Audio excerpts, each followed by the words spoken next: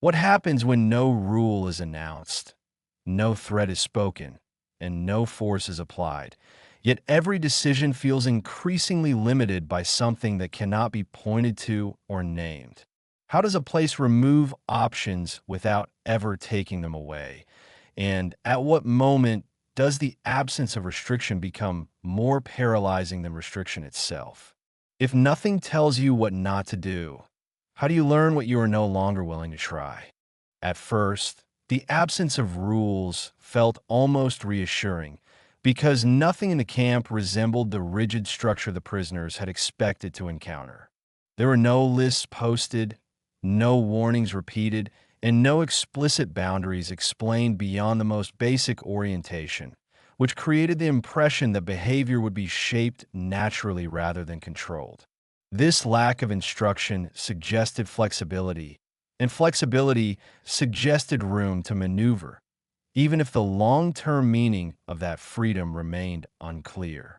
The environment reinforced this impression through consistency rather than enforcement. Daily routines unfolded without variation, not because they were demanded, but because they were presented as the most reasonable way to proceed. Meals arrived on time, movement followed predictable paths, and interaction occurred without confrontation, allowing order to establish itself quietly. In the absence of rules, the prisoners began to rely on observation, adjusting their behavior based on what seemed to pass without consequence rather than on what was explicitly forbidden. What made this stage deceptive was that choice appeared to remain intact. Nothing prevented deviation in theory, yet deviation felt increasingly impractical in practice because it introduced uncertainty into an environment that rewarded predictability. Without rules to push against, there was no clear boundary to test, and without a boundary, the risk associated with action became difficult to calculate. The safest option, repeatedly, was to follow what had already been established, even if that establishment had never been formally declared. As time passed, the absence of force began to function as a form of pressure. No one compelled obedience, yet obedience emerged as the most efficient response to ambiguity. The lack of visible consequences did not create freedom, but hesitation, because every action required internal justification without external reference. In this space, restraint did not feel imposed, but chosen, shaped by the desire to avoid unnecessary attention rather than by fear of punishment. Social behavior adapted quickly to this logic. Small deviations were noticed, not by authority, but by peers, and that awareness subtly reinforced conformity. Without rules to point to, behavior was regulated through shared expectation, forming an invisible framework that guided action more effectively than explicit instruction ever could. What mattered was not what was allowed, but what appeared normal, and normality became the measure by which all decisions were evaluated. The guards remained present but unobtrusive, their role defined by observation rather than direction. Their silence suggested confidence in the system's ability to sustain itself, and their lack of intervention implied that nothing needed correction. This absence of response encouraged self-regulation, as though the camp had been designed to let behavior settle into alignment on its own, without the friction that force would have introduced. By the end of this early phase, the most significant change had already begun to take shape internally. The prisoners were not constrained by rules, nor compelled by force, yet the range of acceptable behavior had narrowed considerably. Options still existed, but fewer of them felt reasonable to pursue. And in that quiet reduction of possibility, the camp established its most effective boundary, one that required no enforcement because it was maintained through interpretation rather than command. As the days continued without interruption, the absence of rules began to reveal a second layer of influence, one that operated less through structure and more through expectation. without written instructions or spoken prohibitions.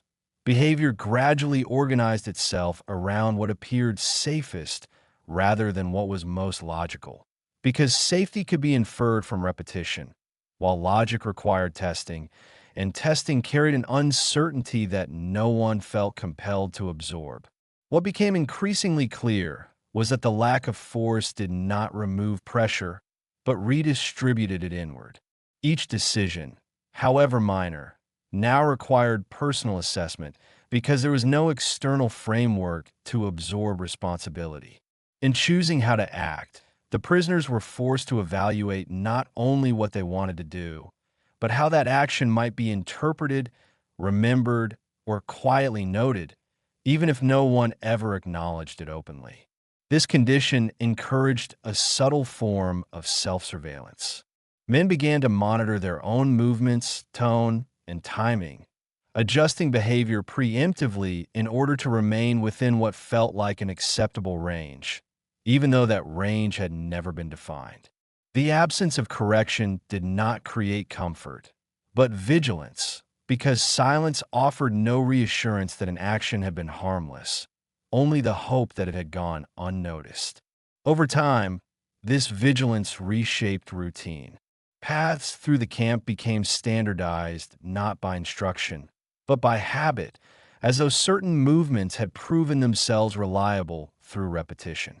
Interaction followed similar patterns, avoiding unpredictability and favoring familiarity, because familiarity reduced the need for interpretation. Without force to resist, resistance itself lost relevance, replaced by a preference for continuity. The guards' continued restraint reinforced this internal regulation. By withholding intervention, they removed the opportunity for confrontation, and without confrontation, there was no moment around which opposition could organize itself. Authority became ambient rather than active, present in the environment but rarely expressed, allowing control to function without drawing attention to its source. What made this phase particularly effective was that it felt reasonable. Nothing appeared unjust or overtly restrictive, and that normality made it difficult to justify objection. When no rule could be identified, no rule could be challenged, and when no force was applied, no force could be resisted. In this way, the absence of constraint became its own form of constraint, narrowing behavior through logic rather than coercion. As this pattern stabilized, the range of perceived options continued to contract. Choices were still technically available, yet fewer of them felt worth considering, because each deviation from routine demanded explanation without offering clarity in return. The camp did not close in physically, but psychologically, shaping conduct through the quiet accumulation of cautious decisions. By the end of this phase, the prisoners had begun to live within an invisible framework of expectation, one constructed not by command, but by inference. No rule needed to be stated, no force needed to be shown, because behavior had aligned itself around what felt least disruptive. In adapting to ambiguity, the mind learned to avoid initiative, and in avoiding initiative, it surrendered a degree of autonomy without ever being asked to do so.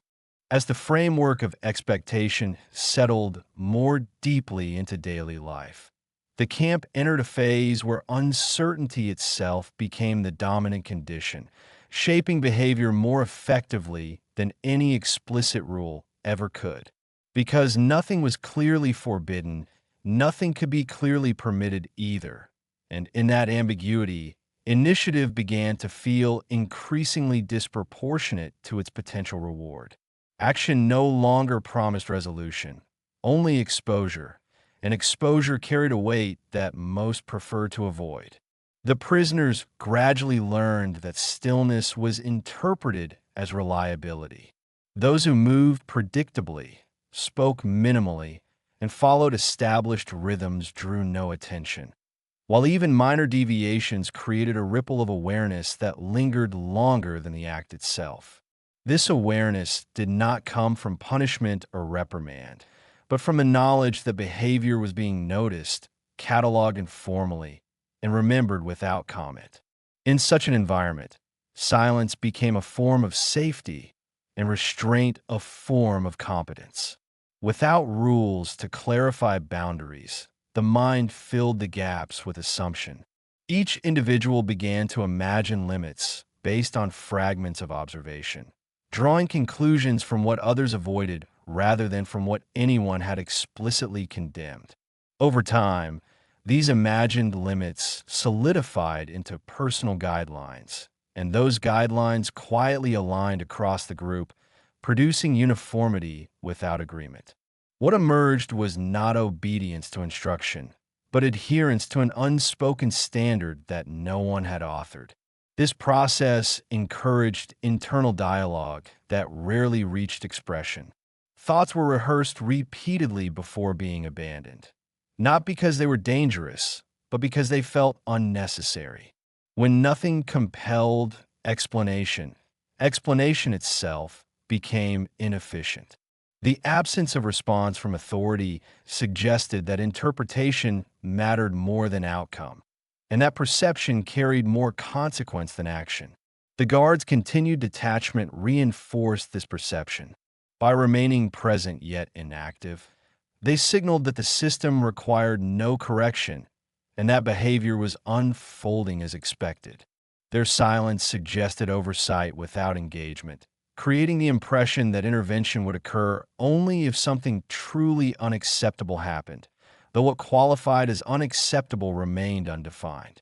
This uncertainty placed the burden of judgment entirely on the prisoners themselves. As this phase continued, the emotional landscape narrowed further. Curiosity faded first, followed by experimentation, and finally by the desire to test limits at all. Each reduction felt minor in isolation, but together they reshaped daily experience, making predictability feel valuable and deviation feel costly. The camp did not impose caution, but it rewarded it implicitly, allowing habit to replace intention. By the time this stage fully took hold, behavior no longer needed adjustment, because adjustment had already become automatic. Choices were filtered instinctively, discarded before reaching awareness if they risked disrupting the established equilibrium. The absence of rules had not produced freedom, but a condition in which freedom required more effort than endurance. This marked a critical turning point. Without ever being told what to do, the prisoners had learned what not to attempt.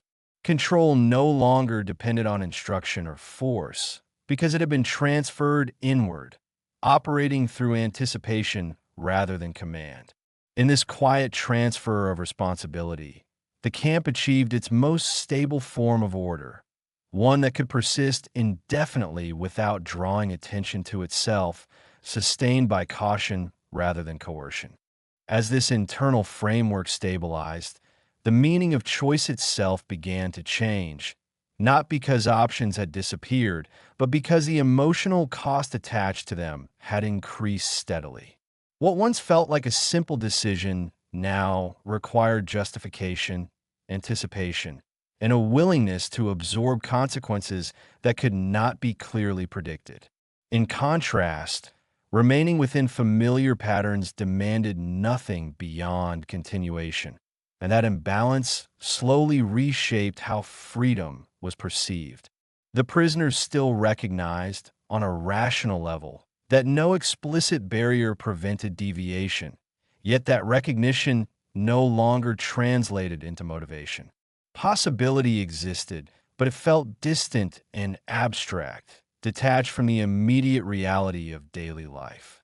Acting on possibility required imagining disruption and uncertainty, while routine offered psychological efficiency, allowing the present moment to remain manageable without reopening questions that had already proven exhausting.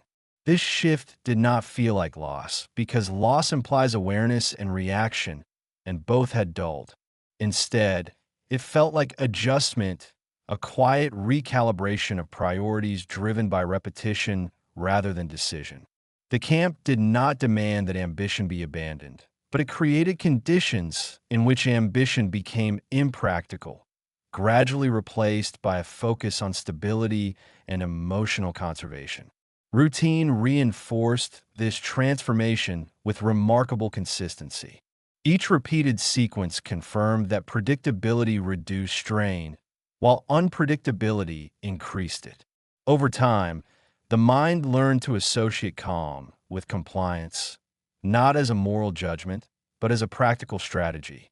In this environment, freedom no longer functioned as a source of energy, but as a source of disturbance, because engaging with it required confronting uncertainty that routine had successfully pushed aside. Social dynamics reflected this narrowing of focus. Conversations about alternatives grew less frequent and less specific, not because interest had vanished, but because specificity required belief, and belief had become fragile. Without visible signals of change, it became easier to speak about the present than to invest emotionally in futures that could not be shaped or timed.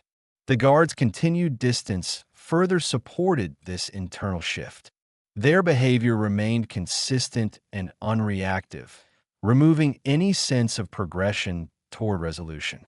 Without pressure, there was no trigger for resistance, and without resistance, freedom lost its role as a force that demanded expression. Authority no longer needed to assert itself, because expectations had already aligned with the limits of the environment. As this phase deepened, the emotional weight of imagining departure began to exceed its appeal. To consider leaving was to reopen questions that routine had helped contain, questions about responsibility, outcome, and consequence. Remaining, by contrast, offered relief from constant evaluation, allowing the mind to conserve energy by narrowing its scope.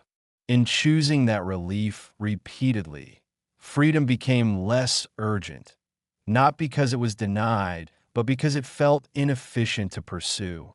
By the end of this stage, the most significant transformation was internal and largely invisible. The camp was no longer experienced as a temporary interruption, but as the framework within which life now unfolded. Adaptation had reached a point where stillness felt safer than movement, and continuity felt preferable to change. Without force, without command, and without explicit restriction, the environment had reshaped perception itself, preparing the ground for the final phase, where acceptance would no longer feel imposed, but quietly self-sustained. By the time this final phase emerged, the adjustments that had once required conscious effort no longer demanded attention at all. Behavior flowed along established patterns without deliberation, and what had begun as caution had settled into habit. The camp did not need to restrict movement or clarify limits, because limits had already been internalized, shaping decisions before they reached awareness. Choice still existed in theory, but it had lost its practical relevance. To act now required disrupting an equilibrium that felt hard-won, while remaining within routine required nothing beyond continuation. This imbalance altered how risk was perceived, making stability appear responsible and deviation appear unnecessary. In preserving balance, the prisoners were not surrendering actively, but conserving energy in an environment where emotional expenditure no longer promised meaningful return. What distinguished this stage was its quiet logic. There was no sense of defeat, no dramatic realization that something essential had been lost, only a narrowing of focus that made endurance possible without constant internal conflict. By reducing expectation, disappointment could be avoided, and by avoiding disappointment, the present could be tolerated without resistance. Acceptance did not announce itself, because it did not feel like a decision, but like the most reasonable way to proceed. Interactions within the camp reflected this internal resolution. Differences in outlook faded, not because individuality had disappeared, but because expressing divergence required effort that few were willing to spend. Uniformity developed without agreement, as each individual arrived independently at the same conclusion about how best to endure without strain. What mattered was not alignment of belief, but alignment of behavior. The guards remained visible, but increasingly irrelevant to daily life. Their authority persisted, yet it no longer needed to intervene because conduct had already aligned with expectation. Observation replaced enforcement, and consistency replaced threat, allowing control to operate invisibly. The absence of pressure confirmed what had already been absorbed internally, that regulation no longer required external input. At this point, remaining within the boundaries of the camp no longer felt temporary, but normal. The outside world still existed as memory and abstraction, yet it no longer exerted the same pull, because engaging with it required reopening questions that had been carefully set aside. Stability, even when artificial, offered relief from the ongoing effort of evaluation, making stillness feel not imposed, but sensible. What made this phase decisive was not the loss of freedom itself, but the loss of urgency attached to it. Freedom had not been removed, but it no longer functioned as a motivator, having been displaced by familiarity and routine. In choosing continuity repeatedly, the prisoners were not declaring allegiance to their confinement, but protecting themselves from the psychological cost of constant uncertainty. By the end of this stage, the most enduring transformation was complete. The camp had not tightened its grip, yet movement had slowed to the point where stillness felt natural. Control no longer needed to assert itself, because it had been accepted as a condition rather than a constraint. In this quiet completion of adaptation, the environment achieved its most stable form, one that could persist without force, sustained entirely by habit and the preference for predictability over possibility. Nothing marked the end of this process, because nothing had needed to be announced. The camp remained as it always had. Routines continued without interruption, and no final decision was ever spoken aloud, yet the transformation had fully settled into place. What began as adjustment had become habit, and habit no longer required awareness to sustain itself. The prisoners were not restrained by force, nor guided by rules, but by an internal balance that favored stillness over uncertainty. Freedom had not been taken away, but it had been quietly displaced, no longer shaping behavior or demanding response. In learning how to endure the present, something essential had shifted, narrowing possibility without ever closing it entirely. When the conditions eventually changed, the habits formed within them would not disappear at the same pace.